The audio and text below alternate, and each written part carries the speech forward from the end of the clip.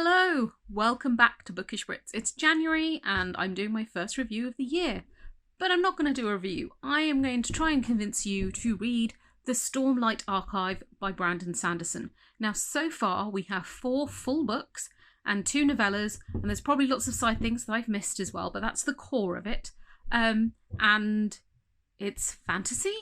It's that sort of epic fantasy with heroes and battles and swords and magic and all of that good stuff. But Brandon Sanderson, being Brandon Sanderson, manages to write in a way that you do not notice the length of the books, which apparently puts people off. I didn't know. I read them on Kindle, so when I read the first one, I immediately read the second, and then the third, and anything else I could get my hands on, and genuinely had no idea how long they were. I was just having a great time. So when book 4 came out at the end of last year, I dove straight in, and I'm just off the end of it now, which is why I didn't post this in December, because I wanted to be almost done before I posted this. So if you like fantasy, you need this series. Now let me tell you why.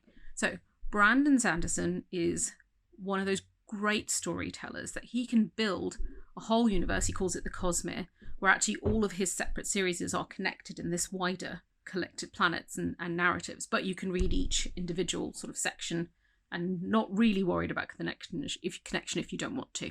But I've read the Mistborn series before, which I thoroughly enjoyed, and I do recommend that.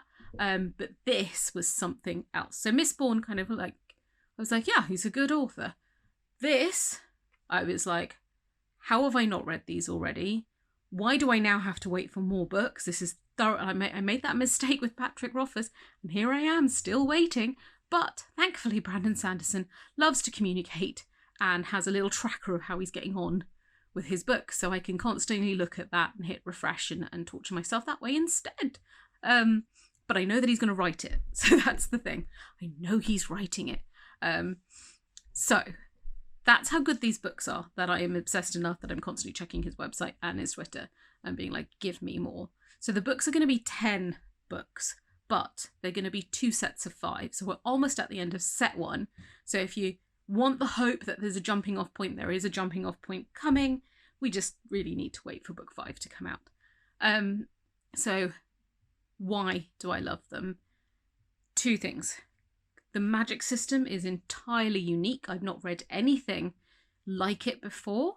So that in itself is novel, and it's done so well, and it's incredibly well thought out, and it builds as well as the books go on. And the second thing is my favourite thing, character development. So in the first book, you're following a character called Kaladin predominantly, but other characters are interspersed. And then in book 2, you're then following Shallan, and other characters are interspersed, and so on into book 3 and book 4. Now, what this means is he doesn't abandon the characters in the later books. He continues to add layers to them, but you kind of know where the focus is going to be and where the primary narrative is going to be driven by. And the changing around and the level of depth he puts into all of these characters just means that you never feel shortchanged, because when you switch characters, you're equally invested in all of them. So that's why the pace is so good, and you don't notice the length, because you genuinely enjoy every single character that you're reading. And as the books go on, they only get more layers, and they only get more interesting. And that's incredibly hard to do. So I think by end of book 4, we're talking 6,000 odd pages. But at that point in other series that are huge that I've read, I'm usually tired, I'm bored, I'm struggling, and the authors may be struggling a little, and you never get a hint of that. It's so well planned out and executed that it's an absolute delight. And if you like fantasy and you have to pick any new fantasy series, this is the one. And if you don't like fantasy, I would almost say give it a go. Don't be put off by the length, because it's great. Like I said, I've almost finished book 4, which has not disappointed at all. This is probably one of the few series where I wouldn't say there is a single weak book. They're all fantastic. Damn you, Sanderson, for being so good.